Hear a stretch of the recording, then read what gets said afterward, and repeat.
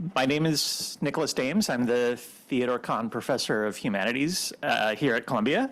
And with my thanks to the Society of Fellows, to the Heyman Center, the New Books in the Arts and Sciences series, it is my pleasure, my very great pleasure, to introduce the participants for this discussion on and celebration of Jayne Hildebrand's excellent new book and her first of many, I hope, novel environments.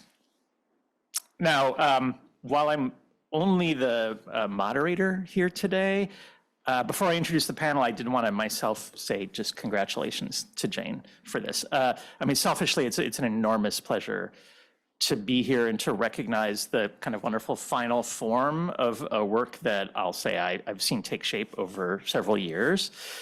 I know the intense and creative thought with which Jayne has approached her work. I know the skill and insight with which the book's argument was constructed and the brilliance of many of its local insights. And so I'm thrilled to celebrate its publication alongside this group of scholars today. And I'm actually just going to ask us, can we all give Jayne a round of applause for this?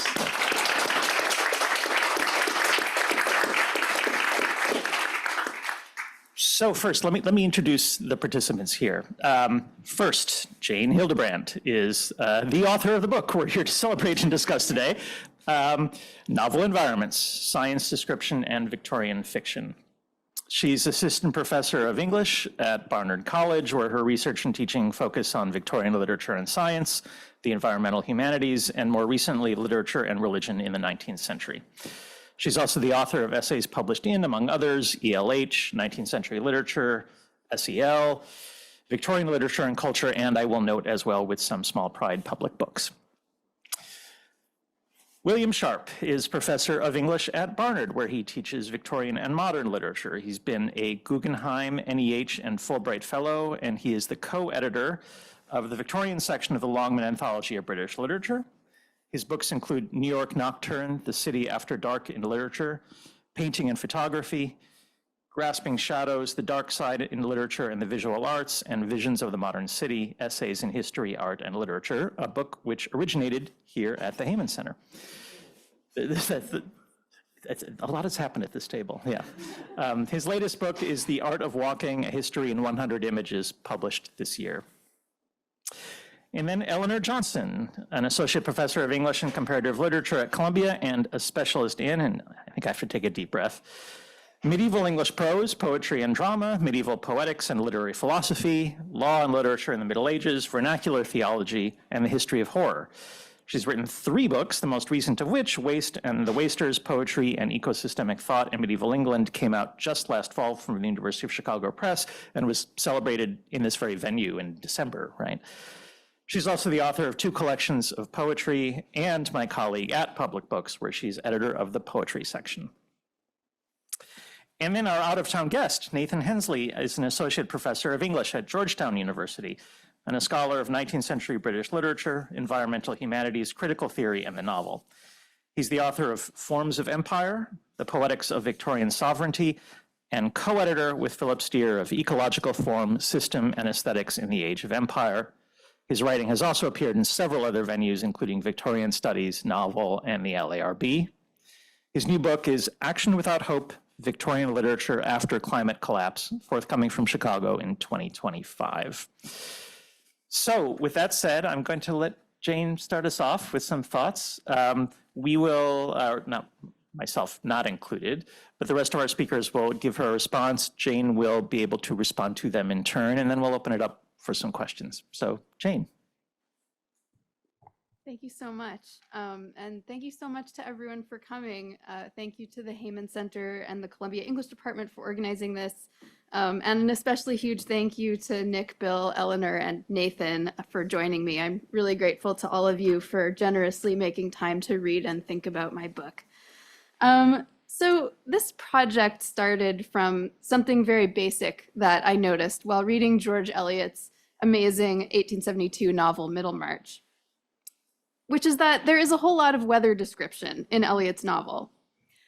This might seem a strange thing to remark upon, since most novels include at least some reference to weather. But what I noticed about Middlemarch was that these weather descriptions and atmospheres often seemed to be acting upon the characters, playing a role in their emotional and ethical lives in a subtle yet interactive way. In key scenes of emotional connection or ethical insight between characters, the narrator would often intervene, strangely mid-scene, to describe the weather and its influence on her character's moods and perceptions. Characters' desires often seem to be directed as much towards the atmospheres and climates that surrounded them as toward one another.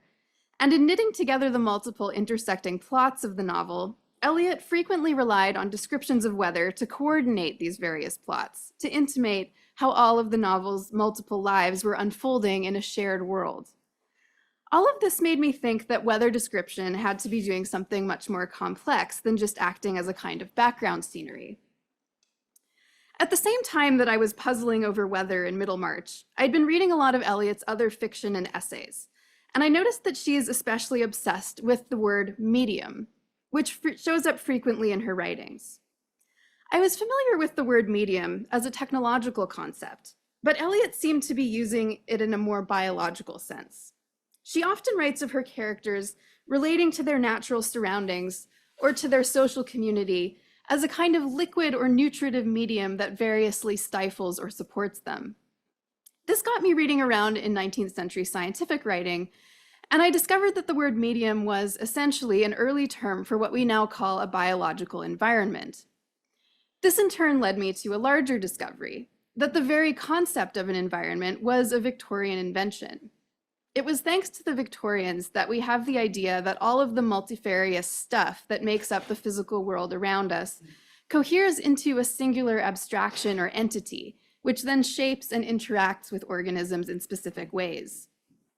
We now refer to this entity as an environment or the environment, but Victorian scientific writers, in fact, had a vast vocabulary of different names for this. The English term environment was coined by Thomas Carlyle in 1828, but across the century, it was given many different names by scientific writers, including habitat, milieu, medium, circumstance, and others. The multiplicity of this vocabulary corresponded to a wide variety of ways of imagining what an environment was and how it worked. Was an environment a fixed and bounded location, or a set of conditions that could be reproduced anywhere? Did an environment tenderly nourish the living organism, or did it exert a hostile, deterministic pressure on it? Did environmental influence run in only one direction, or could organisms reciprocally shape their environments in turn? These were the kinds of questions that Victorian scientific writers grappled with as they sought to use these new concepts to better understand the non-human world. Although the idea that living beings are influenced by their surroundings wasn't new in the 19th century, the Victorian environment concept was distinct from earlier ideas of environmental influence. Specifically, Victorian writers were the first to speak of a biological environment as a singularized entity, rather than as a plural aggregate of physical elements and influences. This singularization supplied a language for articulating the significance of the non-human world as an autonomous being, for imagining an environment as a co-protagonist in its own narrative, rather than as a mere static context or background for the lives of other individuals. By singularizing the environment concept, the Victorians made it possible to imagine an environment as a kind of character with a plot of its own. To come back to weather description in Middlemarch, all of this made me realize that there was a connection between the way weather description was working in that novel and Eliot's broader scientific interest in this strange new entity called a medium or an environment. It seemed to me that Eliot was in fact using all of these atmospheric descriptions to think about and even dramatize this abstract concept. For Eliot, descriptive details of landscape, weather, and atmospherics aren't static and ornamental, but are rather serving to dramatize the dynamic relations between her characters and their environment, or as she called it, their medium. And so these discoveries ended up becoming the seed of my book. It argues that these two seemingly disconnected phenomena, the development of a singular environment concept in the 19th century sciences on the one hand, and the expansion of detailed description in the Victorian novel on the other, are in fact interrelated cultural developments. I found that many Victorian novelists, including Thomas Hardy, Mary Russell Mitford, and Robert Louis Stevenson, were deeply interested in contemporary scientific theories about organism-environment interaction, and that they were using descriptive detail as a means of engaging these new theories. Further, the Victorian novel actually played an important role in helping to produce the environment concept.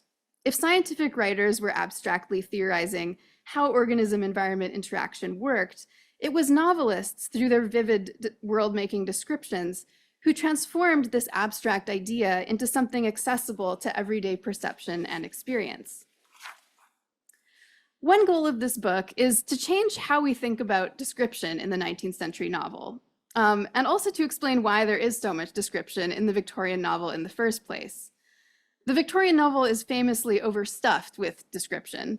This is something that my students often complain about in my classes, and they're not alone in this opinion. The Victorians themselves often criticized novelistic description as a lamentable surplusage that gets in the way of psychology or plot. More recent critics of the realist novel have also often imagined it as something static that interrupts narrative movement. In my book, I'm trying to rethink novelistic description as a highly dynamic formal feature of the novel, a technique that novelists are using experimentally to explore emerging scientific questions about this new thing called an environment. In recognizing the organism-environment relationship as a vital site of narrative and thematic energy in Victorian realism, we can see description not as something that suspends or competes with plot, but rather as something that shapes, collaborates, and cooperates with it. A second goal of this book is to highlight the vital work of literature, especially the novel, in giving shape to our most foundational ecological concepts. Scientific writers in the Victorian era used the environment concept as a jargony abstraction, but novelists used description to make this abstract idea into something tactile and imaginable, from the textual expanses of landscape description in a Hardy novel to the delicate notations of encounters between the body and climate in Stevenson's late romances.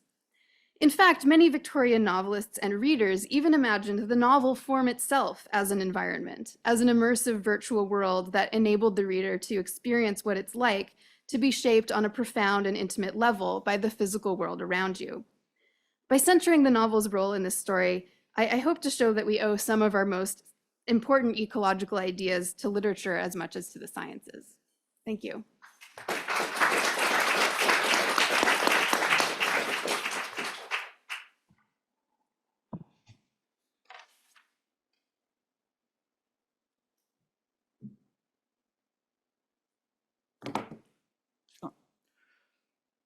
Great book, Jayne.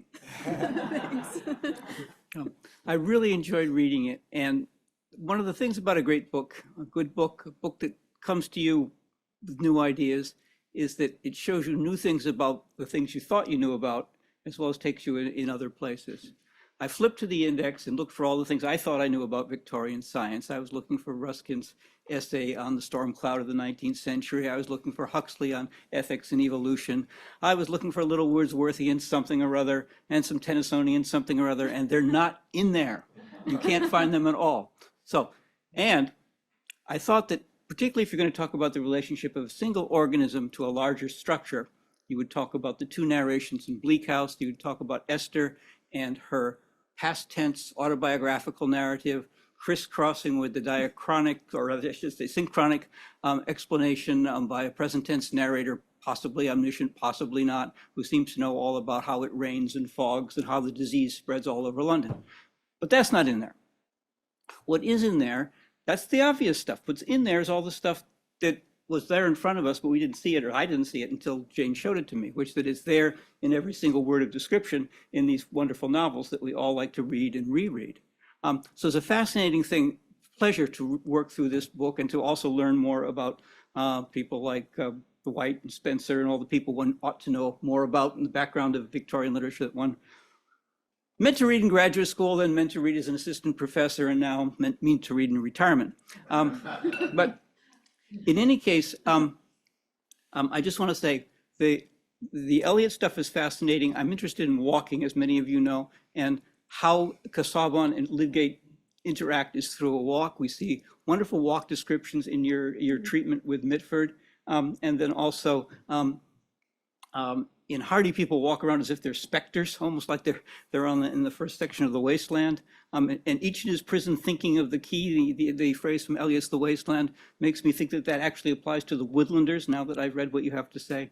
And then finally, I'll just say autobiographically, I loved reading Treasure Island when I was 10, 12, 15, and particularly the episode with the coracle, where he's on this very shaky little boat and he can barely control it.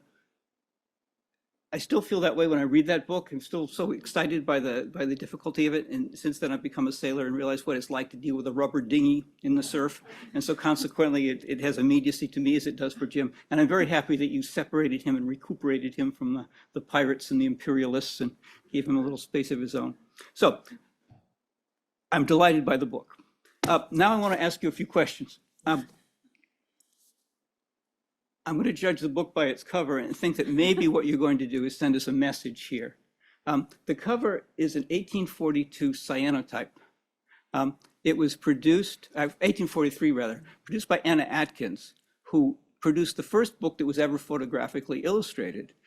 Each illustration was, in a sense, an original photograph. And it was made by this cyanotype process. You take something, anything that is nice and flat, stick it on a chemically treated piece of paper with iron salts, stick it out in the sun for a couple hours, peel off the thing, and when it comes back, the paper is turned blue, and you've got an image.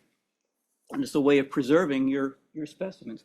So what I wonder is this image, which is a piece of edible sea kelp that is found in British waters, tidal areas, Ireland, Scotland, far away is Iceland, whether this piece of British ecology and sometimes human sustenance, whether this is telling us something about the relationship of an organism to its structure, which is to say, when you photograph something, what do? You take it out of its environment. We can see the things here that pass for roots, but they're not roots, they're rhizoids, but they're attaching the thing to the rock. Meanwhile, the photographer has to go and collect it and rip it up and so on. And then photography comes along, and it seems to work contrary to the whole environmental process, because what it's doing is, instead of thinking about how everything is related to everything else, it says, let's rip this apart and just look at it. And then we put it into another environment, which is the circulation of photographic images to be circulated amongst humans, if it survives long enough not to be eaten. So that's all going on there, but that makes me wonder whether or not there's always a push and pull in this process. You create an environment at the same time that you have to keep looking at parts and wholes. And so what's happening here is that for the scientists, this is in a way like the single organisms in, say, George Eliot's Middlemarch.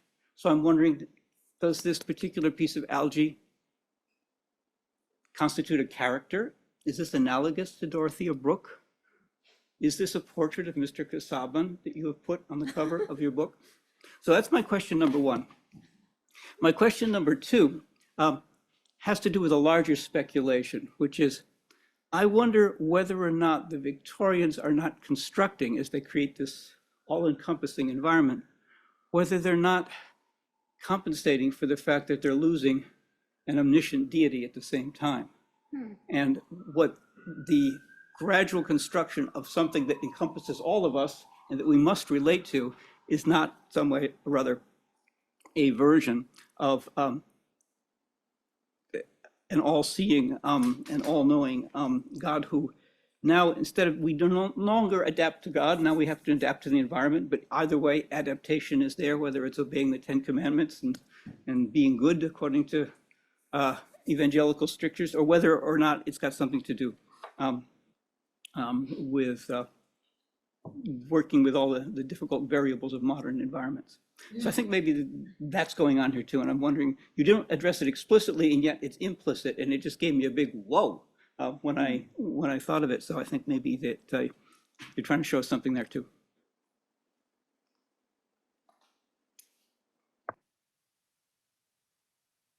First of all, I want to thank you. I want to thank everyone for being here, and especially Jayne for writing such a wonderful book. I spent the weekend kind of thumbing through it, and my children kept being like, let's go do something. And I was like, I am doing something. So thank you. It's a wonderful, wonderful book. And I'm delighted to be here. Thanks, Lindsay, for everything that you do. As someone who is profoundly committed to eco-critical thought and to the whole venture of the environmental humanities, I was thrilled to have the opportunity and frankly, the excuse to read this book now. The book, Novel Environments, starts out by asking, when did we first learn that we live in an environment? It's a great question. And the answer Jayne poses briefly is that it's in the Victorian era because of a convergence of scientific ideas and philosophical tenets, as well as the evolution, if I can use that metaphor, of certain literary forms, particularly in the novel. Okay, and indeed, in your view, the novel is a kind of environment. And I know your authors, you think your authors say that too, and I'm persuaded.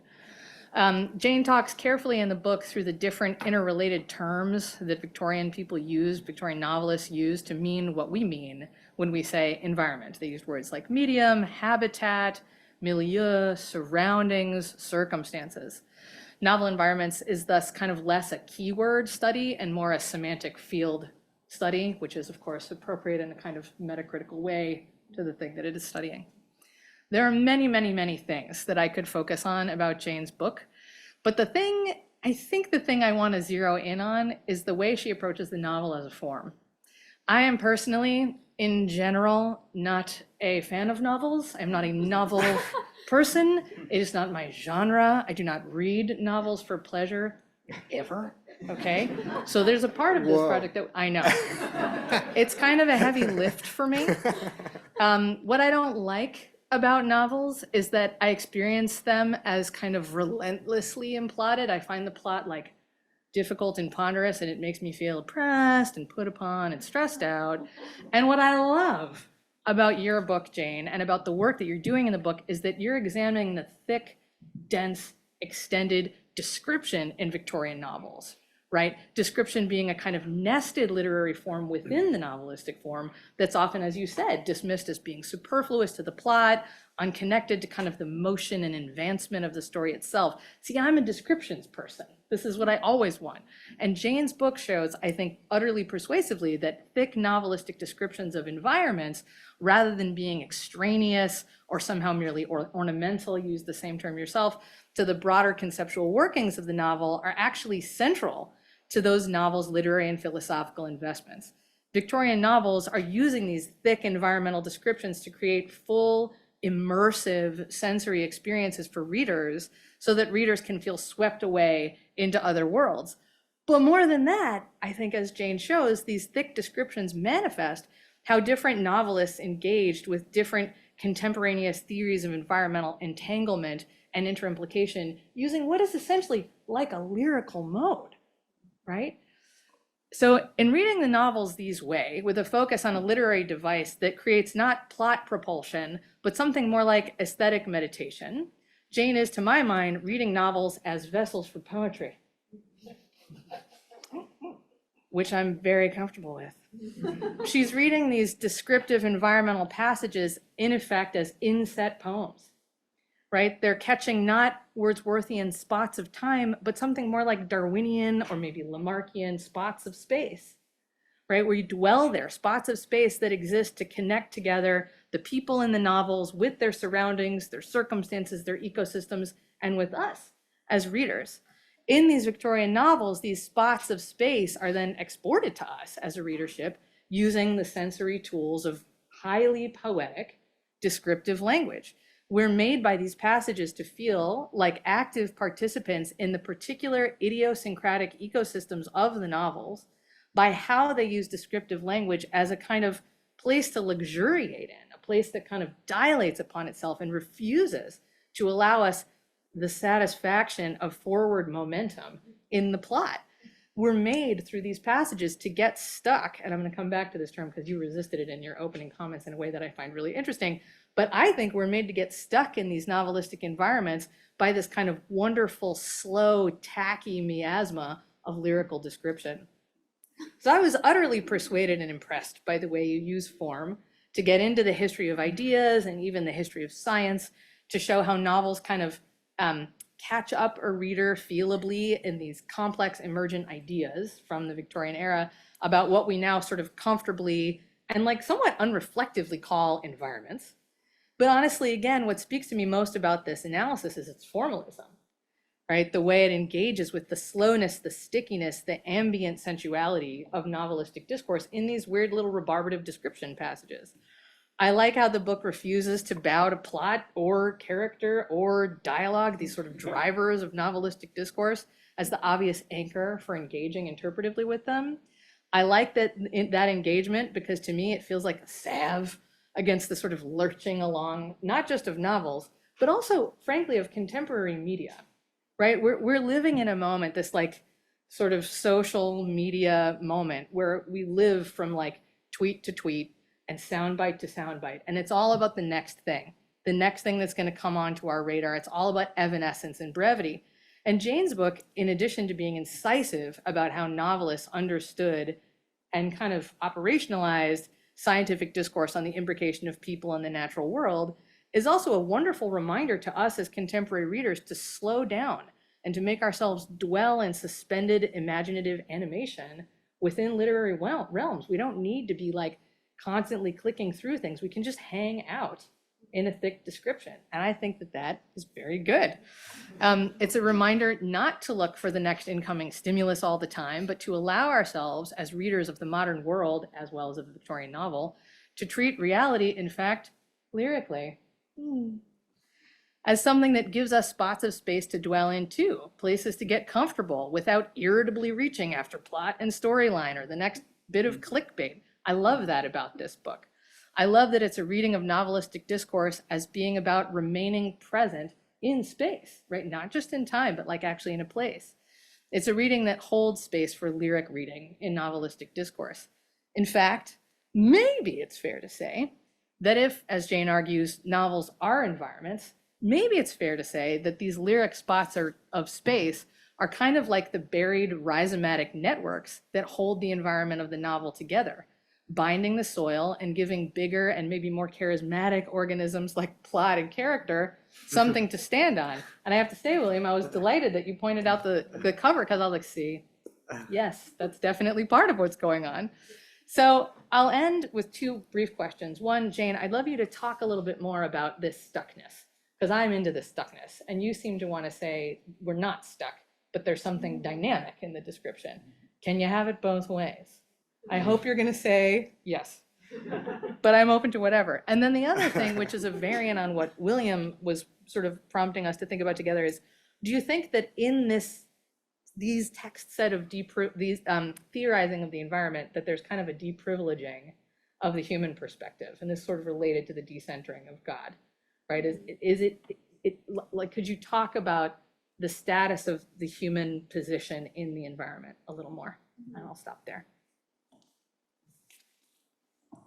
Great, thanks. Well, those are tough acts to follow. I'm just going to re-articulate some of the things that have already been said, but it's an amazing honor to be here. Ambient Worlds will make and is already making a major intervention into Victorian eco-criticism, and I think the historical environmental humanities more broadly. So it's an honor to be here to help add luster to Jayne's beautifully argued book, which I had the chance to read for the press before it was finalized, which means I've gotten to learn from it not once, but twice.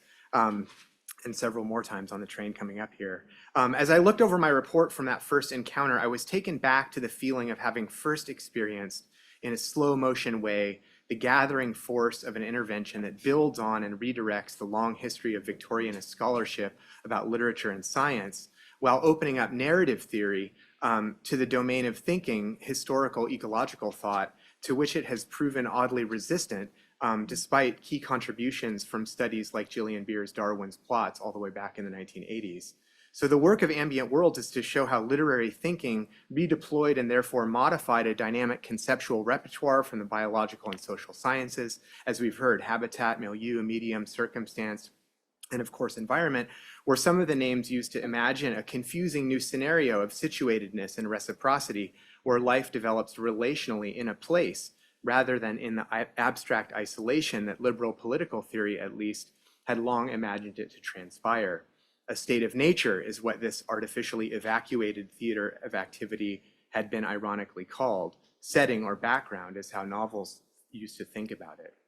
The reciprocal model of nature that replaced this fantasy one, Jayne shows us, was confusing, of course, but only to the heirs of a bourgeois tradition that had long since stripped relation from the domain of political and aesthetic thinkability. It fell to the scientists of a rapidly carbonizing age to reinvent what indigenous, peasant, and other non-bourgeois philosophies had long understood. That part of the environment story just haunts the margins of ambient worlds, which focuses its precise attention, really beautiful readings, on the metropolitan literary and scientific thinkers who developed the environment concept in the British 19th century. In one of the many elegant moves of this really well-written book, and I mean that I want to maybe think about the idea that it comes out of what Eleanor was saying about prose and the lyricism of writing as maybe a mode of thought, because when you say something's well written, it usually means that you're like condescending. It's in readers' reports, it's like annoying or something. I don't mean it that way. I mean that there's like compressed thought in the writing. So in one of these moments, Jayne sidesteps the entire Darwin industry that has followed in Beer's wake. The compulsory Darwinizing in studies of Victorian science and literature is perfectly justified, she generously says, even if it also sucks the oxygen from a much larger roomful of thinkers and artists concerned to imagine how life, in broadest terms, developed collaboratively rather than in isolation. So at least half of these thinkers in Jayne's telling are women. In addition to Thomas Hardy and Stevenson, Ambient Worlds focuses on Mary Russell Mitford and George Eliot, to say nothing of the two women sound artists who close the book, whose immersive ecological soundscapes give a final twist to Eliot's effort in Middlemarch to evoke the roar on the other side of silence, as Jayne beautifully evokes it. One thing I love is that all of the artists and thinkers in Ambient Worlds are treated as exactly that. Instead of recirculating ideology or reflecting cultural commonplaces, the thinkers here actively transform, as Jayne puts it, the idea of an interactive and co-constitutive environment into something visualizable and imaginable. Ambient Worlds is concerned with this phenomenological question of how you can experience something. And so gender and gender ideology is not something that it takes on head on. But I've always wanted to ask Jayne what she thought, whether she thought that was part of the story, and if so, how. What did I learn from Ambient Worlds? Well, a lot, as I've tried to say, and still more every time. But when I first read it, I was in the thick of thinking through Middlemarch myself and already knew Jayne's amazing essay on that book. I had cybernetics on the mind and was thinking about Cold War efforts to reimagine action as not self-directed or autarkic, but instead governed by feedback relations of input and output and adjustment in a dynamic field of other bodies. The Norbert Wieners of the world were not authors of provincial sketches like Mitford or inventors of Dorothea Brooke, but instead war machine intellectuals of the Great Acceleration, all men, who devised and perfected the feedback concept to shoot down aircraft and missiles during the Cold War.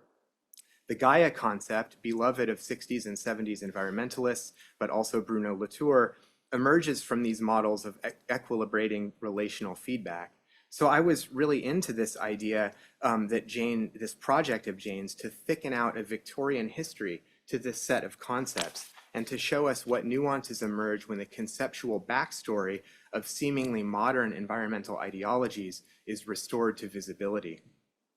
So the result, at least I was thinking, is a kind of curatorial restoration project, like how you do in a museum, a recovery effort or reparative act that finds detail and intricacy where before we saw only shadow and dark varnish.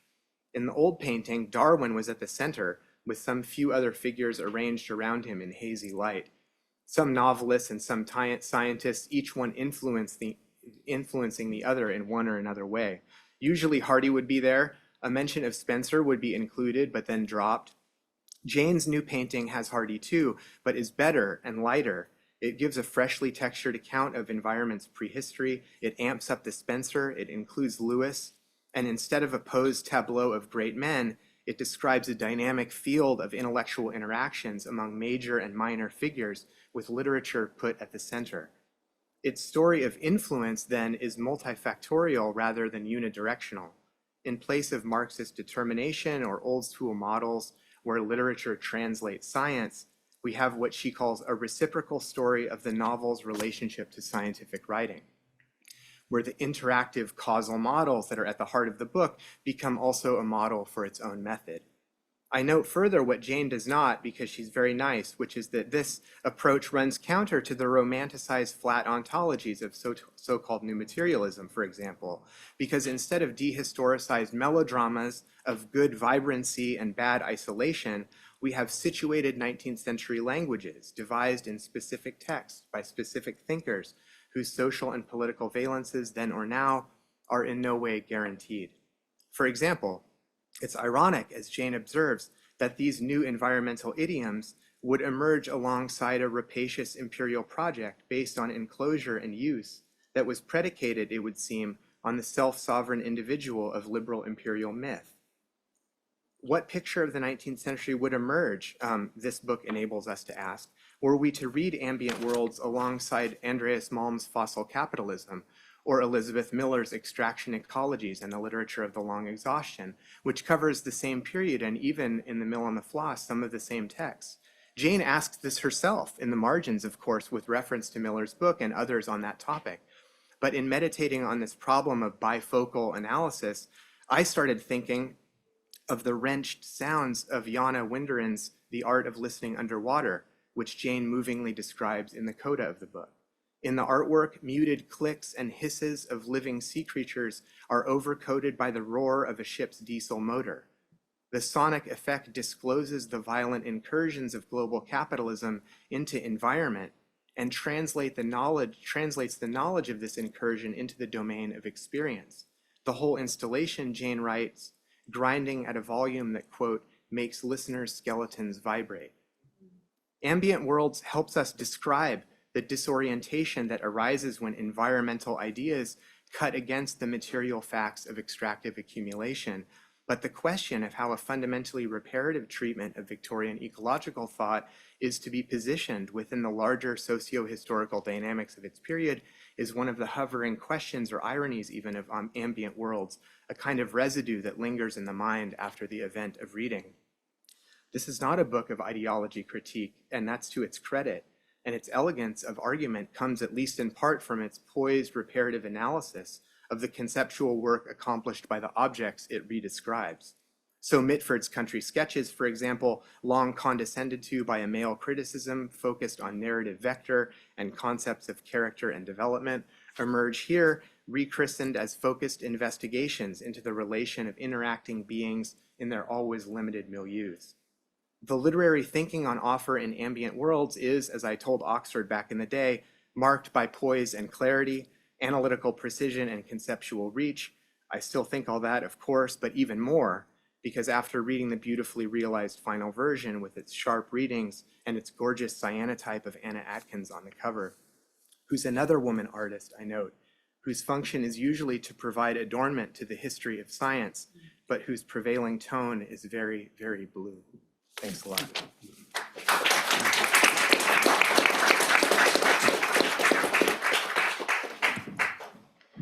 Wow, thank you so much. It's been really amazing to hear all of you talking about my book and bringing up angles to it that I would not have thought about. Maybe I'll just go down and respond to each of you in turn. Bill, thank you for giving me a list of everything that's missing from my index. Appreciate it. You put it in the second edition. Right, yeah. Gotta call my indexer. Yeah, so I also think that you perhaps, you gave more eloquent thought to my cover than I myself did in selecting it. But I appreciated your pointing out how there seems to be a connection between the image of this algae on the cover and this question of an organism in an environment. When I selected this image, I was actually thinking of George Eliot or G.H. Lewis's Seaside Studies, which was a book that he wrote with his partner George Eliot as they were on a trip to the British seacoast while Eliot was sort of beginning to write novels. And it was as they were sort of exploring tide pools and looking at these aquatic organisms that I think both Lewis and Eliot started developing this interest in this scientific language of how organisms relate to their environments. So I selected this image because I thought it really resonated with this sort of origin point for Eliot's fascination with the concept of a medium. But I also think that, it's not wrong that there's an image of Kasabian on the cover either, because I think if you read Middlemarch closely, it's the case that a lot of the descriptions of characters are articulated in sort of organismal terms. Like they're often described as sort of invertebrate organisms that are sort of materially shaped by the world around them. So I don't know, I'm not opposed to reading seaweed as Kasabian in this case. As for your question about the environment as compensating for the loss of an omniscient deity, I'm intrigued by this idea. I think that it makes a lot of sense to see a kind of way that environment as a sort of totally explanatory concept in this scientific thinking is sort of standing in for previous systems of total explanation. The only place in the book where I am explicitly engaging religious ideas is in the beginning, where I'm thinking about the natural theological idea of a habitat as this idea of a sort of local environment that has been divinely ordained by God to support the living things that dwell within it. And I think it makes a lot of sense to see the much more dynamic and totalizing concept of a medium or a sort of planetary environment that it develops later as a kind of secularization or a secular replacement for that concept. So that's very interesting. Eleanor, as you were talking about stuckness, I kept feeling myself bristling because I was like, oh my God, she read my book wrong. But I actually am really fascinated by the way you brought up lyric as a way of thinking about description in this text or in Victorian novels. As I was writing this book, I did keep thinking about, where is there sort of another like place in literature that these novelists are importing description from, right? Because if you look at the 18th century novel compared to the Victorian novel, the 18th century novel is very sort of spare in its description. It's not, it doesn't really buy into the expansive sort of slow moments that you were enjoying so much. But I was often thinking as I was writing this that one place that all of this language seems to be coming from is 18th century descriptive poetry. So Georgic works like Cooper's The Task or Thompson's The Seasons. And I think it makes sense to think about that as a sort of source that these novelists are drawing on in bringing these expanses of landscape and weather description into their works. As you were talking, I did start sort of thinking through, whether my insistence on the dynamism of description needs to be nuanced in some way. And I wonder if there's a way of thinking of maybe framing it as, like, is there a kind of dynamism in slowness that is perhaps where you as a reader are enjoying dwelling, but is also sort of can we recognize the movement within these seemingly static descriptions, or slow down our optic to the point where we can see that there's movement there? Yeah, but that's fascinating. Thank you for not telling me before this panel that you do not like novels, because I might not have asked you to be on it, but I'm so glad that you were. I like these. And yes, your question about whether this, my focus on description as opposed to other parts of the novel is a kind of deprivileging of the human perspective.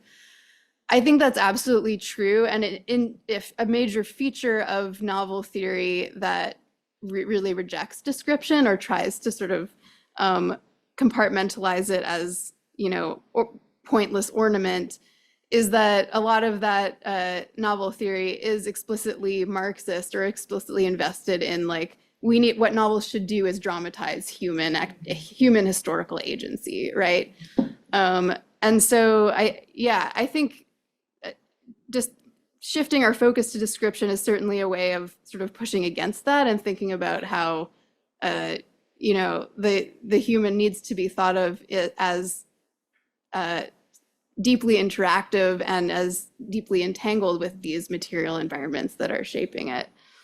And I think this goes to the way that Victorians themselves were theorizing environments, in that a key feature of this, the environmental thought of mid-19th century organicist thinkers, is that the environment is something that actually is co-constitutive of life, right? So life is not something that is sort of within the human or within the living organism, but is actually defined as the interactions of the living organism with what surrounds it. So perhaps it's not so much a sort of deprivileging of the human as a sort of shift of focus to the profound interdependence of the human on its material worlds. Nathan, you asked about gender, or gender was one of the things you raised in your response, and it's a thing that I didn't think about that deeply as I was writing the book. The fact that there are the writers I look at are half women and half men. But I think as I reflect on your question, I think there's something interesting in the way that, or I think part of what I was trying to do by selecting these writers is to think about women writers in this period as engaged with their scientific contexts in a more pervasive way, because Eliot is often sort of elevated as a sort of exception among Victorian women writers, right? She's the intellectual who's deeply invested in and deeply in conversation with the sort of cutting edge science of her day. But if you think about Mitford, she's a writer who's also very invested in and exploring the botany of her period and thinking about science in a sort of more practical way. So I think one of the things the book is trying to do is sort of broaden the field of like how we think about the ways that women writers are engaged with their scientific milieu.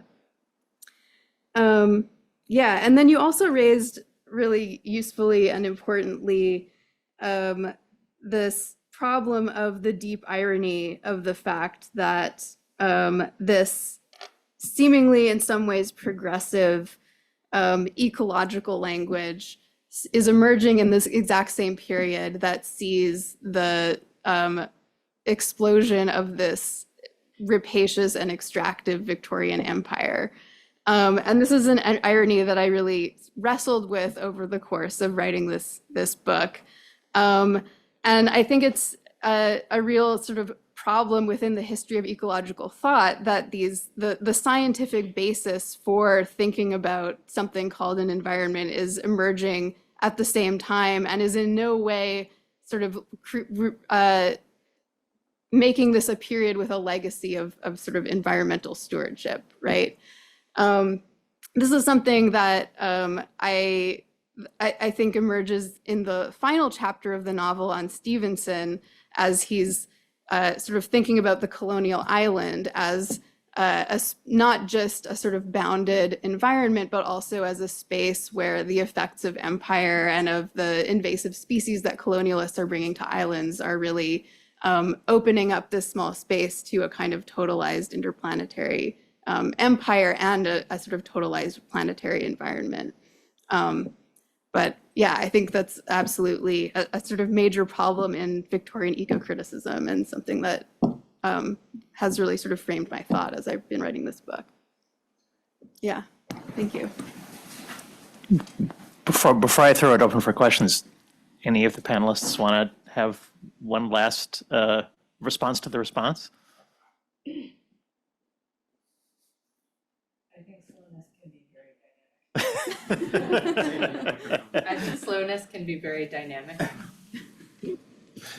I think your effort to revivify these minoritized modes of environmental knowledge is like really a profound intervention into what constitutes environmental knowledge in this period. Yeah, I was glad that Eleanor mentioned poetry, because I was thinking that this too was like a poem, that I was thinking of shorter lyrics, and I was thinking of the late Victorian poems, and I was thinking of the idea that a poem as a subjective point of view, a single moment, a single emotion, somebody having trouble with some relationship or another, or out for a walk and looking at the wood spurge has a cup of three or something like that, and that's a Rossetti poem, that maybe that too is like a single organism vis-a-vis the whole grand tapestry of Middlemarch or something, so that you get little isolated points of whatever they are in the poetry, and then the prose, on the other hand, can really construct these whole worlds, virtual or not. That's the whole thing we haven't even mentioned. It's for all of you who haven't read the book, there's a whole wonderful description of the virtual realities in Thomas Hardy that are just fascinating. Okay, questions? Joanna, you can start us off. Thank you. Jayne, I'm just starting to read your book. I'm very excited about it. I also learned for the first time that Eleanor hates novels. And I found myself saying to my therapist recently, I think the novel is not my genre. So there's some sort of thing that we are together on. And I got stuck, as Eleanor put it, hanging around in thick description for the 8 years of my dissertation and my 8 first years at Columbia, but outside the novel, as you know. And you started to answer this question with the reference to descriptive poetry in the 18th century. But what I sort of found out as I was working in the French tradition, so very different, and I sort of want to ask you how parallel they are and how different they are, because I didn't pay as much attention to looking across the channel. If Eleanor wanted to just hang out in thick description and not have to have any stories, to have humans, but not stories, not have plot, would there be, aside from descriptive poetry in Anglophone tradition, possibly earlier or possibly at the same time as the authors you're working on, would there be a whole alternative tradition that is outside of the novel or not? Because that's what I found that there was. So I started reading in kind of 19th century realism in the novel, where did description come from? And in the French criticism, a lot of that criticism didn't really get at much about description, because, which is not the case of your book, I can tell already from just having started reading it, but they weren't looking in the right place. It was like, it just sort of, where did it come from? You know, people acted as if it came from Zola or it started with Balzac or something like that, but it didn't. All of the problems got worked out, and it's literary. It's not, that it's scientific discourse first and then it goes into the novel, but the literary problems were being worked out in these sort of experimental forms that were sort of not the novel. So you take, an author like Mercier, who's writing these big tableaux of Paris, there's humans in them, but there's no plot, and then it just goes on and on and on, but it's definitely a milieu. It's a political milieu, and it becomes more so with his post-revolutionary version, and it's definitely affecting the people who are in the milieu. But then Victor Hugo comes along and he lifts entire passages from Mercier into his novels in the 19th century. So that's not to say, so I guess I'm wondering sort of how, I don't know enough about English literature, to be frank, to know, is there more than descriptive poetry as the sort of prehistory to this outside the novel, would you say? Because for me, I'm finding it in natural history, I'm finding it in the descriptive poetry, I'm finding it in encyclopedias, I'm finding it in, these descriptions of Paris. And what brings I tried to bring them together in my work. What brings them together, I think, is the plotless nature of it. And yet it's world making. And that's why I was so interested in the way you use that word, because I didn't have that word in my vocabulary. It would have helped me so much if I had understood that that was what they were doing. So anyway, just thinking about sort of where this is coming from a little bit more, or is it really being worked out in the novel, would you say, this sort of environment thing? That's a really good question. So certainly natural history is a really important source of descriptive writing before and alongside the Victorian novel. So I think it has that certainly in common with the French tradition. I don't know as much about the French tradition as I should, but I do think it's really interesting that a lot of Victorian critical rejections of description sort of singled out French writers as the main offenders on this. Like Zola was always sort of treated in, late 19th century sort of tirades against how there was too much description in novels as the target. So I do think there's sort of, these two traditions are very conscious of each other. And I think the Victorian sort of love-hate relationship with description is very much in conversation with the French tradition too.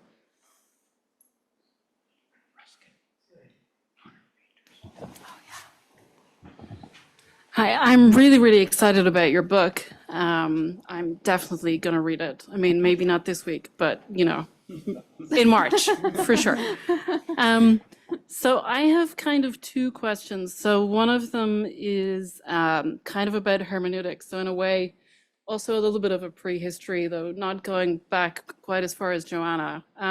So I mean, it was when, I can't remember who it was, but somebody was talking, maybe it was actually you. I mean, you were talking about the relationship between parts and wholes. And, of course, that made me think of, what hermeneutics is. And I mean, I was kind of wondering, since George Eliot, famously was so aware and so engaged with the German hermeneutic tradition, whether that's kind of an interesting way for thinking about the relationship between, individuals, I suppose, or different parts and the whole, i.e. the milieu, right, the medium. So that's kind of the first thing I wanted to ask about. I mean, I'm also curious about the way that hermeneutics itself, right, it sort of lies on the boundary of literature and science when you look at how German thinkers talk about hermeneutics and about interpretation in the early 19th century. They keep saying that hermeneutics itself is not, primarily a literary thing. It's a kind of quote unquote scientific practice, right? A wissenschaftlich practice in German. So something that doesn't belong clearly to the realm of literature either. So yeah, sorry, I'm kind of losing my train of thought.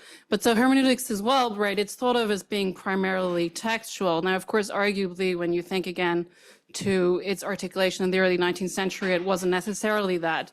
But I mean, if we think about it as primarily textual, that sort of leads me to my second question, which is, I mean, you keep talking about the medium, right? But I'm kind of wondering, like, what is the medium of the medium for you, so to speak? Like, what is the medium constituted of? What is the matter of the medium? I mean, it seems to be kind of a bunch of things, but I mean, I was kind of wondering if you could define it materially. Is that possible? Like, can you be more specific about what it is, what is its matter? Thank you. That's really interesting. I would not have thought of hermeneutics as a sort of thing informing Eliot's environmental thought, but that's really fascinating. And I think it's interesting to think about, like, what would it mean to think of sort of the whole text as a kind of environment for a part of a text. Now I'm convinced as I'm thinking about it. Yeah, I mean, the question of the relationship between part and whole in Eliot's thought, to me, seems to be primarily about, or primarily related to her fascination with the relationship between the individual and the social whole. So there's a way in which her thinking about, like, individuals and media and their media is both being articulated in a kind of biological or scientific way, but she also understands this as being socially applicable. She wants to think about the social community also as a kind of environment or a medium, which I think goes to why it's actually quite hard to define what she specifically meant by the word medium, because in the scientific traditions she's engaging, it was used as a sort of abstraction for sort of summing up all of the sort of material supports of a living being. But Eliot wants to sort of transport this term and use it to think about any form of sort of environmental surround, whether that's social or natural, that supports something, an individual who is alive. And I actually argue that she also uses this term and to encompass its more modern meaning, which is as a medium of communication. So she also wants to think about like the novel and as language as a kind of something that helps to form this medium and that creates a kind of medium that connects people. So yeah, I don't know if that helps, but I think there's a sort of flexibility in the way she's trying to understand this term that moves across like scientific, social scientific, and literary discourse all together.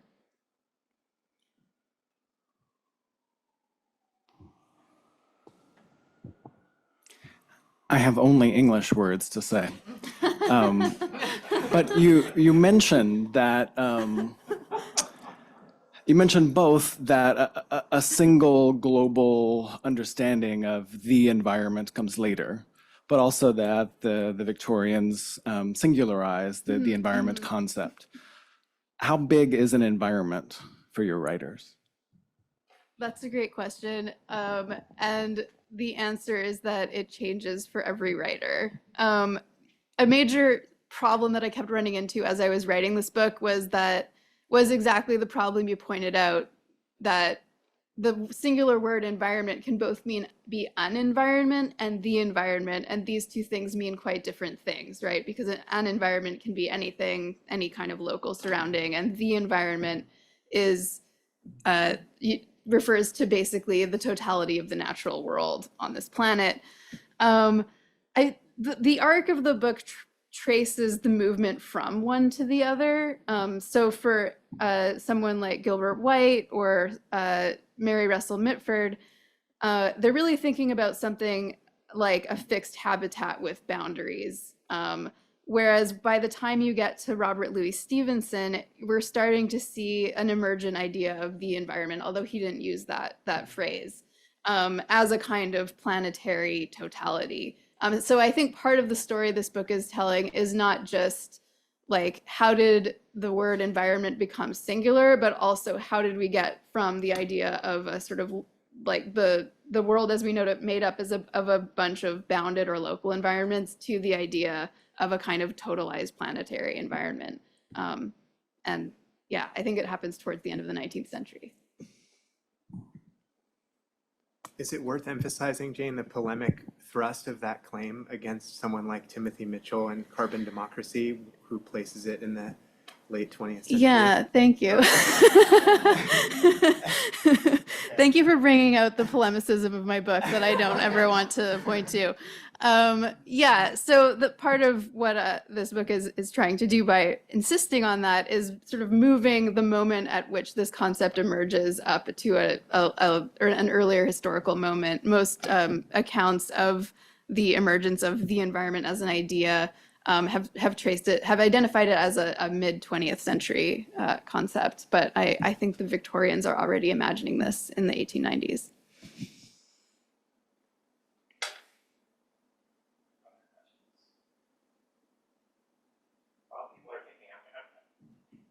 Jane, I'm going to ask you a quick question, okay? And this is sort of sparked by Eleanor's remarks. To think, I guess the question is about if medium is to some extent a spatial concept, to think about the time of like the time within description or the time within medium. I mean, so here's the. That's a more open invitation than the way I'm going to ask the question, which is more specific, and you can feel free to ignore it, which is, so one of your antagonists here is Lukács, who you've already kind of alluded to, right? And particularly like that narrate and describe essay. But you don't mention Bakhtin, and you don't mention the chronotope. And I'm not saying that that's an omission. I feel like there's maybe a polemic there in your not mentioning him, but be that as it may, and I mean, you can answer it that way, or I'm just kind of inviting you to think again about like the time dynamism, the movement within description. How, like, given what Eleanor said now, how would you characterize that? I was really struck. I mean, when Eleanor said, what was that, Eleanor, your words on slow tacky miasma of, well, that's, kind of miasma. yeah, right. Like, I thought, well, that sounds a lot like that famous remark of Marx's on village life, which I take it you would kind of reject, Jane, right? Yeah. I mean, yeah, I think what Eleanor says, it connects really well to the chronotope idea. It's been a while since I've read the Bakhtin, but from what I remember, he describes provincial time as this like extreme stuckness, like what Eleanor was talking about.